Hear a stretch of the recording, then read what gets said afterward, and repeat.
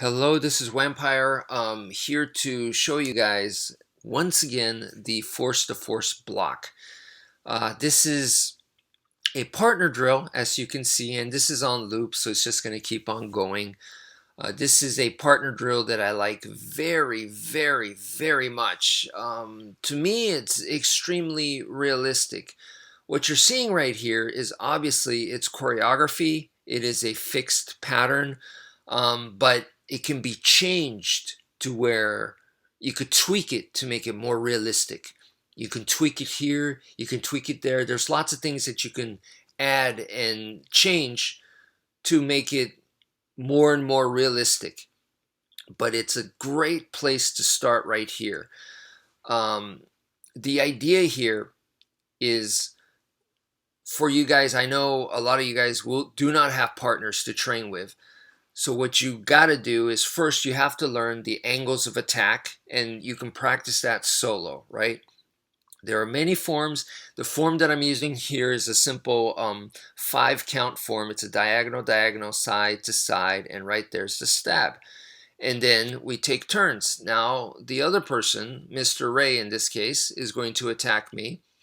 And then he attacks me with the same 5, and now I am blocking those, and then I attack him. So it just goes back and forth, back and forth. It's a continuous drill. Now, for the defense part, the idea here is to grab the stick with both hands. And you're going to do the defense against the 5-count or any angles of attack.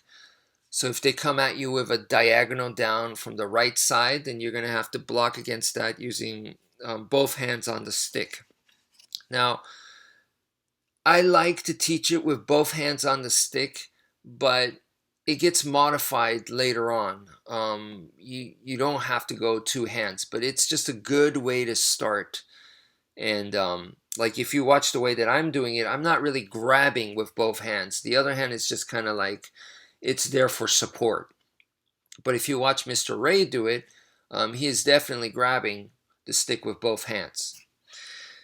But yeah, once again, it's the principle of this partner drill, okay?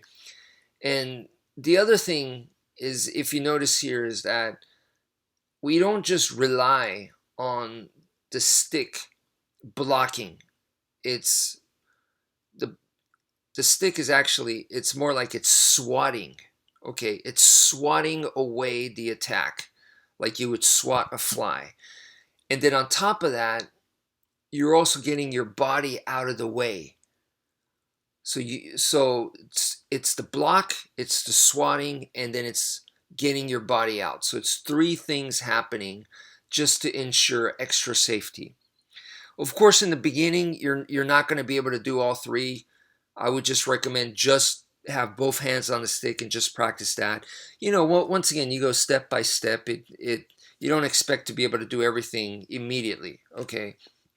But definitely you need to practice the angles of attack, and then you need to practice the Force2Force block, right? And you could do both of those solo at home by yourself. But then when you do get a partner, that's when this drill really starts to shine. If you still don't have a partner, what I could recommend is like you put on the TV, and anytime a person's face comes out, you strike at the face with the block, because after all, the block can be used to defang the snake as well. And prime example of that, watch this right there. The way that I slammed the stick down, that could have been done on his hand. Here we go again, right there. See, I'm really slamming down. Now, I could do that for all the other ones too, but that's a very apparent one. Bam! Okay, and you could do the same thing. Like I said, the Force2Force block for any of them, for any angle, you could do that. So anytime a face pops up on the TV, you are hitting it. You are swatting against it with 2 hands on the stick. And you're hitting it with the center of the stick. Okay, you're hitting the face with the center of the stick. That'd be a good reflex practice for you to do at home by yourself. But ultimately, you want to get to the point where you are practicing with a partner like so. And it's such a good drill because, to me, it's very realistic. There are things that you can do to make this drill more realistic, and it'll take you in that direction of becoming combat ready, becoming ready for self-defense. And one of the things you could do is incorporate dynamic footwork, because in real life, the guy could be charging against you with a weapon.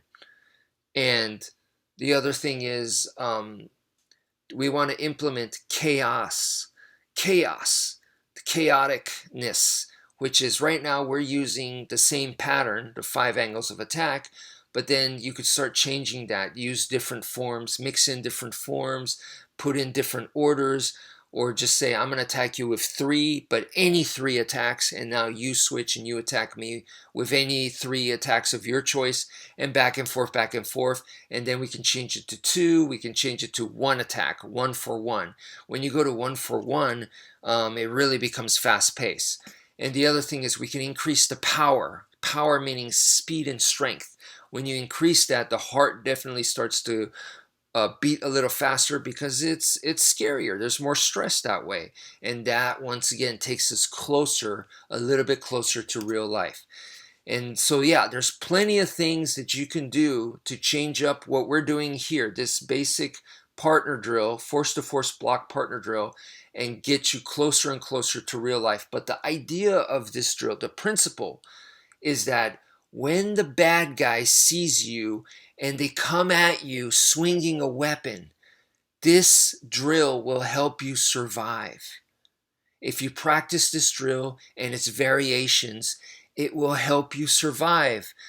That's what I like so much about it. It's very easy to understand. The bad guy is swinging at you, okay, with a weapon. Even if it's empty hand. In a real life situation in a dark alley, you never know if they have a small knife in their hand. So you just assume that they have a weapon. And just the idea of being able to survive against that, I think, makes this a very good basic drill, very fundamental one. And there's plenty of more advanced drills in Filipino martial arts, and there's advanced techniques, but none of that stuff is going to happen if you can't survive the initial attack. So if the guy's coming at you swinging, and if you can't survive against that, there's not going to be a takedown, there's not going to be a disarm, there's not going to be none of that other stuff.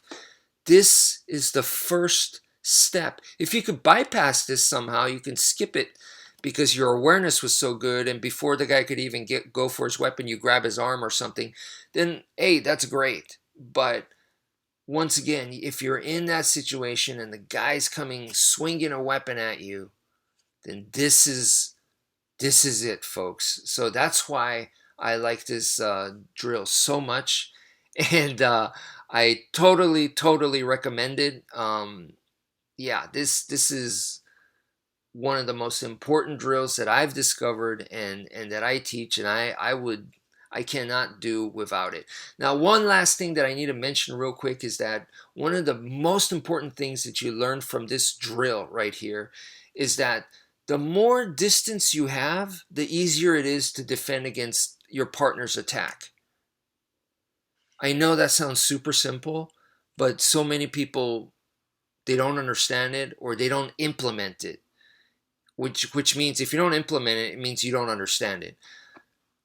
The more distance you have, the easier it is to defend against your opponent's attack. So in practice, we do the opposite, where you want to get closer and closer to medium range, or almost medium range to going into close range, because it's harder that way. And by the time you go to real life, you've been doing harder, so real life actually can feel easier.